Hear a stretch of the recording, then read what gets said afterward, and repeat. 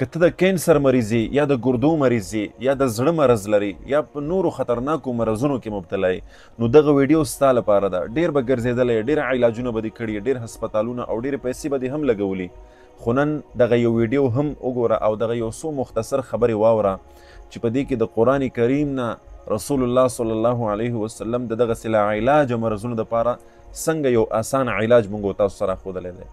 یو ډېر لوی امام او ولی د زمانې امام ابوالقاسم القشیری رحمه الله چې دا یو ډېر لوی ولی د زمانې تیر شوی دی، د ده زوی دا په یو لاعلاجه مرض کې مبتلا و. د زمانې چې څومره طبیبان څومره ډاکټران وو هغه ټول یې راستړي کړي وو، خو دی چې کله د لاعلاجه مرض د لاسه د ډاکټرانو نه هم مایوسه شو، د طبیبانو نه هم مایوسه شو او ډاکټرانو ورته جواب ورکړو چې بس خپل بچی دې کور ته یوسه او د مرګ انتظار کوه. دی په دې غم کې مبتلا و او ډېر زیات غمګین و په دې سره. په دغسې حالت کې یو شپه دی وده کېږي په دې غم کې، په دغې تکلیف کې، د دې خپل بچي په غم کې دی وده کېږي او ګوري چې د شپې په خوب کې ورته امام الانبیا محمد رسول الله صلی الله علیه وسلم راځي، زیارت نصیب کېږي. امام الانبیا محمد رسول الله صلی الله علیه وسلم ورته فرمایي چې ای ابوالقاسم ولې داسې غمګین پریشانه ناست دی؟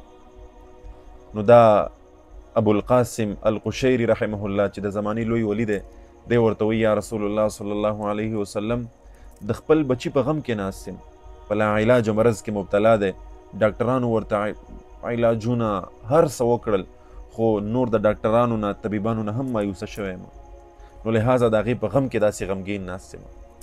نو رسول الله صلی الله علیه وسلم ورته فرمایي چې ای ابوالقاسم آیا تا قرآن نه دی ویلی؟ ته په قرآن نه پوهیږي؟ نو دا بزرګ ورته وایي چې یا رسول الله صلی الله علیه وسلم ما قرآن ویلی دی، زه په قرآن پوهیږم. نو بیا ورته رسول الله صلی الله علیه وسلم وایي چې قرآن تلاوت کا او په قرآن کې د شفا آیاتونه موجود دي او په دغه آیاتونو سره د خپل بچي علاج وکړه. یا رسول الله څنګه علاج وکړم؟ دغه آیاتونه راوباسه، دا په یو کاغذ باندې ولیکه، اوبو کې ورته واچوه او دغه اوبه په خپل بچي باندې وڅښه. د القشیری رحمه الله سترګې چې کله کلاو شوې د دې خوب نه پس نو راولګېدو، د دغې آیاتونو دپاره د پوره قرآن کریم تلاوت وکړو. اخره کې 6 آیاتونه د شفا د قرآن کریم نه راویستل، هغې زر زر په کاغذ باندې ولیکل او په اوبو کې واچول، هغه اوبه یې خپل بچي ته شروع کړې.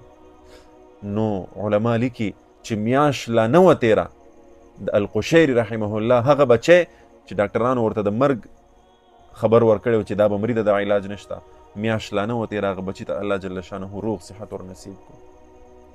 نو زه تاسو ته وایم ای مسلمانانو که چېرته تاسو هم مایوسه شوي یئ، ډاکټرانو درته داسې خبرې کړي چې ستا هغه د مایوسۍ څادرې په تا باندې راښکلی، نو هغې بالکل درته غلطې خبرې کړي دي، دروغ یې درته ویلي دي، ځکه په قرآن کې د هر مرض شفا شته دی.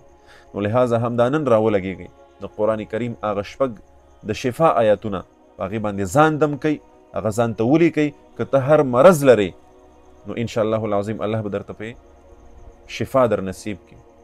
خو هغه 6 آیاتونه کم کم دي، په سکرین به تاسو ته ښکاري هم، خو زه تاسو ته تلاوت کوم. بسم الله الرحمن الرحیم وننزل من القرآن ما هو شفاء ورحمة للمؤمنين قل هو للذين آمنوا هدى وشفاء فيه شفاء للناس ويشفي صدور قوم مؤمنين وشفاء لما في الصدور وإذا مرضت فهو يشفين. دغه 6 آیاتونه دي، په سکرین به تاسو ته ښکاري. دا یاد کئ، دا ولیکئ، لیکل په داسې کس باندې وکړئ چې هغه د قرآن کریم په کتابت باندې پوهیږي، په صحیح انداز سره ولیکئ، اعراب ور باندې ولګوئ، زبر زیر پیش دا پې ولګوئ، د هغې نه پسې راواخلئ او په ساده پاکو اوبو کې ځان ته واچوئ او همدغه اوبه څکئ، په دې نیت یې څکئ چې یا الله په دې آیاتونو سره به ته ماته شفا راکړې. نو انشاءالله العظیم بیا ګورئ چې الله جل شانه تاسو ته څنګه شفا درکوي. یقین ایمان دا زموږ ستاسو هسې په قرآن باندې مضبوط دی، خو دا عمل به ښه په یقین او په ایمان سره کوئ، نو الله جل شانه به درته شفا درکوي.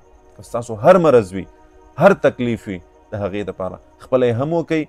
بل مرض دی ستاسو په خاندان کې، بل څوک مریض دي، بل څوک دي، بل څوک دي، رشته داران دي، دوستان دي، هغې ته هم دا عمل ور وښایئ، هغې ته هم دا عمل وکئ، نو انشاءالله العظیم الله به روغ صحت او شفا درته درکړي.